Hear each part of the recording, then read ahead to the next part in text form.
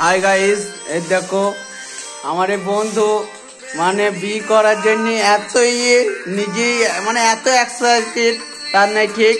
তা বিয়ে করবে বলে দেখো নিজের ঘরটা কত সুন্দর করে করছে, ঠিক আছে। কিন্তু কি বলবো, ও যাকে মানে পছন্দ করে তার মা বাপ মানে মানে মেয়ে দিতেই যাচ্ছে না। তাহলে কি বলবো তোমাদের বলো, এইসব ছেলেকে যদি মেয়ে দেয় সে কোনোদিন মানে দুঃখে থাকবে, সব সময় সুখেই থাকবে। এই দেখো আবার রান্না ফান্না সবই করতে যাচ্ছে, আবার এই দেখো এত সুন্দর করে বাড়ি পরিষ্কার করছে নিজেই।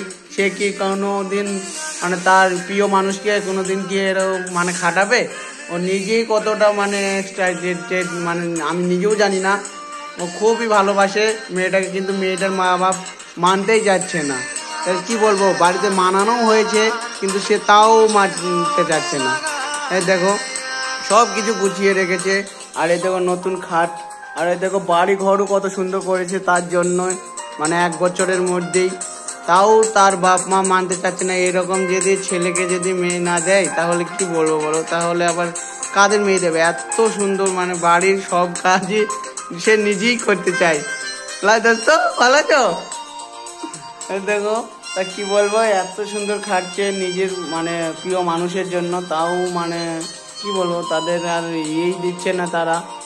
তার কিছু করার নেই, দেখা যাক, আল্লাহ যদি পাশে থাকে ইনশাল্লাহ হয়ে যাবে। তোমরাও একটু দোয়া করো, ঠিক আছে, যেন তার মা বাপ মেনে যায়, ঠিক আছে। পালিয়ে আনার তো এত বড় বিষয় না, কিন্তু না মানলে কেমন একটা হয় না।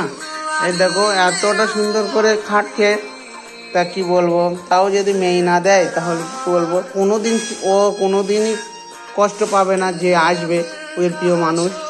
তাও ওর মা বাপ মানছে না এত সুন্দর ছেলেটাকে, দেখতেও খারাপ নাই, ঠিক আছে। Tata, bye bye.